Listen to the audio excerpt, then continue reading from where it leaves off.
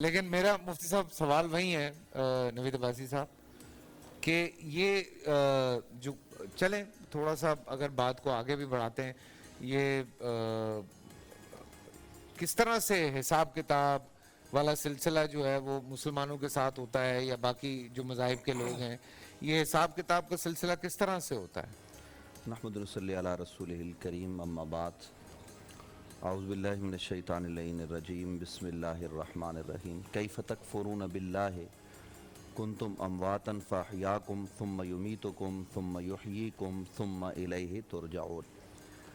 سورہ بقرہ میں اللہ رب العالمین نے یہ بات ارشاد فرما دی، تم کیسے انکار کر سکتے ہو، کیسے تم جھٹلا سکتے ہو، کیف تکفرون باللہ کنتم امواتا، تم تو کچھ بھی نہیں تھے، تم مردہ تھے، اللہ نے تمہیں حیات دی، پھر یہی رب تمہیں موت عطا کرے گا، ثم الیہ ترجعون، پھر اس کے بعد تم رب کی طرف پلٹائے جاؤ گے۔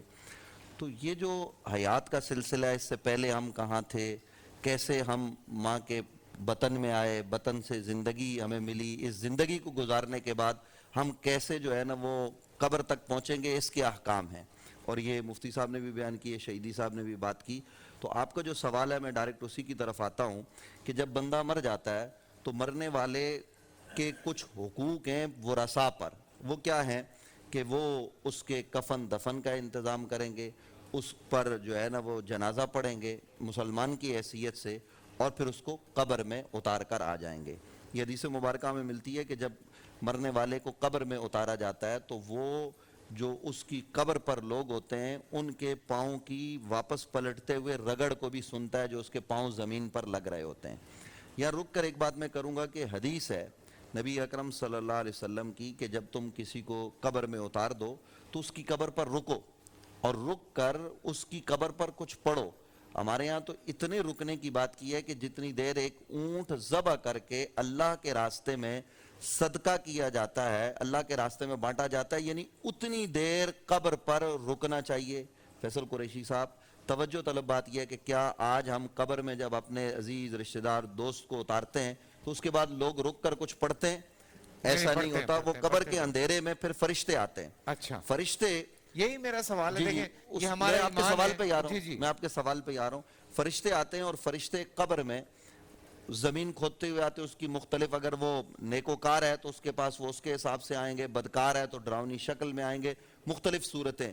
تو جب وہ اس کو اٹھاتے ہیں اور اٹھا کر اس سے سوال کرتے ہیں من ربو کا، تیرا رب کون ہے؟ اگر وہ نیکوکار ہوگا تو وہ جواب دے گا کہ میرا رب اللہ ہے جس نے مجھے دنیا میں زندگی دی، اب موت کے بعد میں قبر میں آ گیا ہوں، جس نے ابھی مجھے زندہ کیا ہے۔ ما دینوں کا، تیرا دین کیا ہے؟ تو پھر اس سے تیسرا سوال ہوتا ہے، اور یہ بخاری کے الفاظ ہیں جو میں اس وقت پڑھنے لگا ہوں، کہ ما کنت تقول فی حق ھذا الرجل، نبی اکرم صلی اللہ تعالی علیہ وآلہ وسلم کو دکھایا جاتا ہے اور دکھا کر سوال کیا جاتا ہے کہ بتاؤ ما کنت تقول، تم دنیا میں ان کے بارے میں کیا کہتے تھے؟ اب کی بات نہیں ہو رہی، کانا یکونو جب مضارع پر داخل ہو جاتا ہے تو یہ ماضی استمراری کا معنی دیتا ہے کانا، تو مطلب یہ ہے کہ تم اپنی حیات میں کیا کہتے تھے؟ اگر وہ حیات میں حضور کی شریعت پر عمل کرتا تھا، وہ نبی علیہ السلام کے طریقے کو اختیار کرتا تھا، تو تب تو وہ کہے گا کہ یہ میرے آقا میرے نبی ہیں، ان پر درود و سلام پڑے گا۔ اور اگر وہ ایسا نہیں تھا، اور اگر ہم غور کریں ایز اے انسان، چونکہ یہ ہم موضوع اس لیے لے کے آئے ہیں کہ ہم میں سے ہر آدمی سننے والا مجھ سمیت موت کی تیاری کرے، تو کیا ہم میں سے ہر آدمی نبی علیہ السلام کا سامنا کرنے کے قابل ہے؟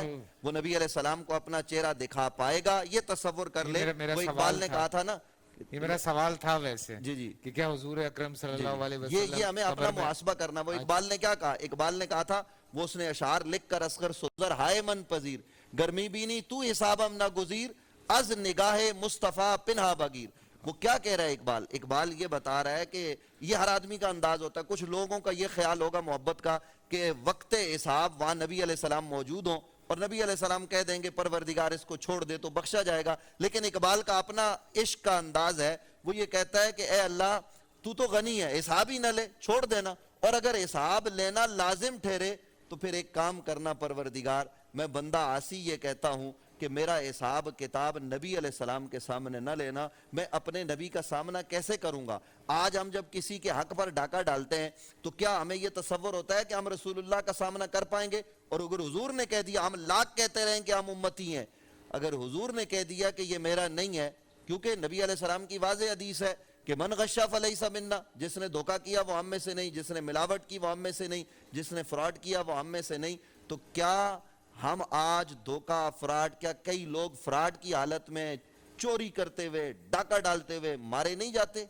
وہ کیسے منہ دکھائیں گے؟ وہ کیسے اس زندگی کو، چند روزہ زندگی کو ہم بہتر بنانے کے لیے ہم اپنی قبر کو بھول جاتے ہیں؟ اور پھر ہوتا کیا ہے ان سوالوں کا جب اگر کوئی آدمی صحیح جواب دے دیتا ہے تو فرشتے کہتے ہیں نم کنم تنا یوم العروس، سو جا ایسے جیسے پہلے رات کی دلہن سوتی ہے. فیصل قریشی صاحب، دلہن سوتی تو نہیں ہے نا، وہ تو جس کے عقد میں آئی ہوتی ہے وہ اس کا انتظار کرتی ہے. تو یہ بندہ مومن نیند کی اور جاگنے کی کیفیت میں قیامت کا انتظار کر رہا ہوتا ہے، اور اس کو قیامت کا فاصلہ اتنا لگتا ہے جتنا اس دلہن کو دولہا کے آنے کے انتظار میں وقت لگتا ہے. اس کے لیے وہ لمبے عرصے کم کر دیے جاتے ہیں قبر میں.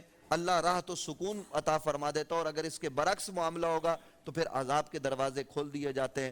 پھر ایک تو مومن کو ہے نا، حدیث میں روایت میں ہے کہ قبر اس کو اپنے دباتی ہے، تو مومن کو ایسے دباتی ہے جیسے بچے کے سر میں درد ہو تو ماں اس کا سر دباتی ہے، اس کو سینے سے لگاتی ہے. مومن کے ساتھ یہ سلوک ہوتا ہے، اور کافر کی ہڈیاں چٹک جاتی ہیں اور پھر اس پر عذاب کے نئے سلسلے مسلط ہو جاتے ہیں. تو اس لیے اس وقت کی تیاری ہم نے اپنی اس حیات میں کرنی ہے. یہ حیات ہمیں دی اس لیے گئی ہے کہ ہم اس میں کیا اچھائی کرتے ہیں، کیا برائی کرتے ہیں. تو ہمیں اچھائیاں کرنی ہے. اس امتحان گاہ میں جو یہ امتحان ہے نا، اصل اس امتحان کی تیاری کرنی ہے. یہ زندگی ایک امتحان ہے، اللہ نے ہمیں دی ہے.